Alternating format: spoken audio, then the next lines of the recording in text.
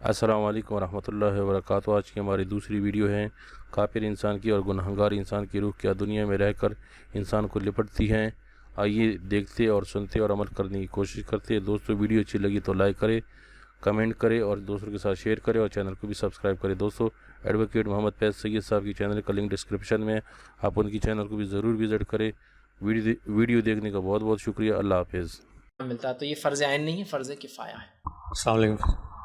یہ نان مسلم کی جو میت جاتی ہے تو اس ٹائم پر بولا جاتا ہے کہ بچوں کو اس میں بچے جھپٹ میں آ جاتے ہیں، یا پھر جب ان کو جلایا جاتا ہے تو وہاں پر بھی اس کا اثرات بچوں پر ہوتے ہیں، تو یہ بات کہاں تک صحیح ہے؟ میں نے ایک اچھا سوال کیا، عقیدے جو تعلق میت سے ہوتا ہے، ویسے تو میت کی حرمت تو اسلام میں ہے اور ہر مذہب میں ہے، لیکن مسلمانوں میں بدعقیدگی یہ ہے میت کے تعلق سے کہ اچھا تھا تو جنت میں چلا جائیں گا، برا تھا تو اس کی روح جاتی ہی نہیں، بولے اوپر نیچے گھومتی رہتی ہے، لوگوں کو تنگ کرتی، یہ بن جاتی، دھڑ منڈا بن جاتی، جن بن جاتی، شیطان بن جاتی، بھوت بن جاتی، ایسا ہوتا ہے۔ اور بہت سے لوگ جو شرابی اور گناہگار لوگ ہوتے ہیں ان کی میت دیکھ کر بچوں کو اندر کرتے ہیں، کان پھونکتے، نہیں بولے اس کو لپٹ جائیں گے، نہیں بولے آ گئے، یہ تو وہ شرابی تھا، کبابی تھا، اس کی روح اندر اوپر نہیں جاتی۔ اب آئیے اس تعلق سے اسلامی عقیدہ بتا دیتا ہوں، بعدی بدعقیدگیاں آپ سمجھ لیجیے۔ اسلامی عقیدے کے مطابق، صحیح بخاری کی روایت کے مطابق، اچھا انسان کا نام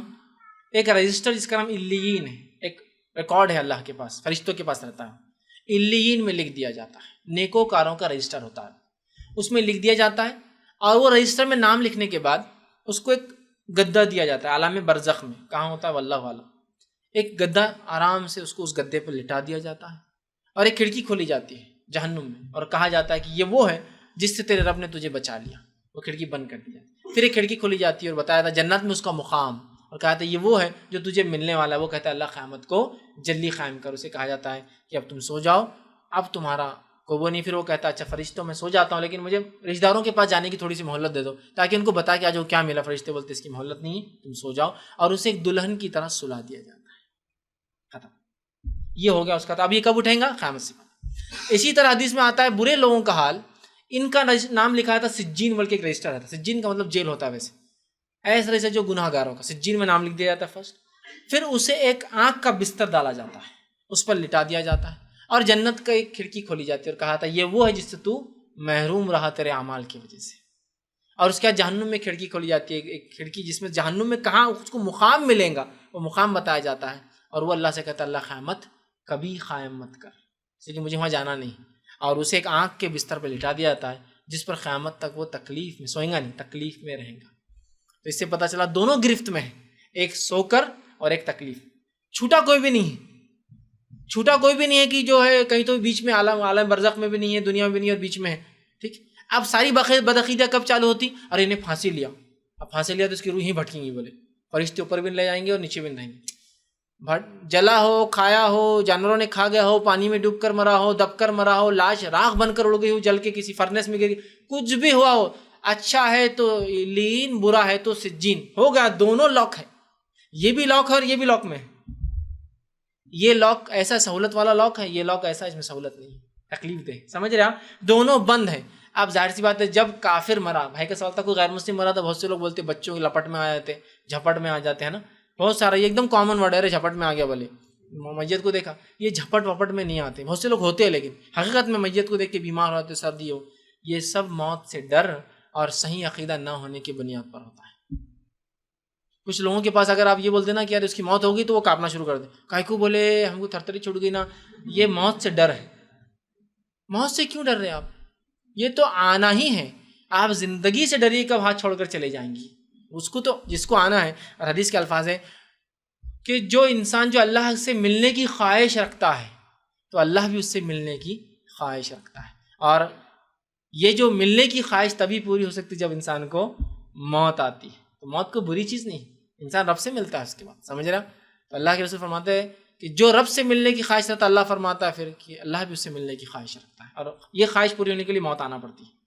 تو زندگی سے ڈریے کب ہاتھ چھوڑ دیں گی، اچھے اعمال کر لیجئے، نہ کہ موت کا کوئی سنا ہے تو گھبرا رہے، ڈر رہے، وہ ہو رہے۔ بہت سے لوگوں کو ہارٹ بیٹس بڑھ جاتی ہے، بلڈ پریشر بڑھ جاتا ہے، کچھ کا لو ہو جاتا ہے، بہت سے لوگ کسی کی میت میں نہیں آتے چونکہ ان کو 3-4 دن بستر پڑ جاتے، پھر وہ خوف سے موت کو دیکھ۔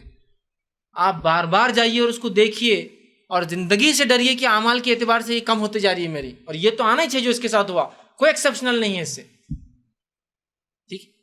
تو اب وہ جو رپٹ جھپٹ بولتے ہیں وہ کچھ نہیں ہے، وہ سائیکلوجیکلی ڈر ہے جو سماج نے، سوسائٹی نے بچوں کے ذہن میں بٹھا دیا۔ ہم بھی جب چھوٹے تھے، کسی ایک صاحب کا انتقال ہوا، چھوٹے بچے جمع ہو گئے، سب انتقال ہوا، اب رات میں تدفین کو لے جانے لگے، تو پورے چھوٹے بچوں کو جو ہے محلے کی عورتوں روک لیں، نہیں تم نہیں جانا، بولے کیوں؟ تو بولے تم کو نو حضرت پکڑ لیں گے، بولے کیوں پکڑ لیں گے؟ بولے بہت محبت کرتے تھے نا بچوں سے، تو ان کی روح جائیں گی نہیں، بولے تمہارے بچے آ جائیں گے بولے محلے میں پھر واپس، تو جانے نہیں دیے۔ تو ہم دیکھ بھی نہیں پائے کیا ہوا بول کر، چھوٹے تھے، وہ خواہش تھی، اور انتقال ہو کے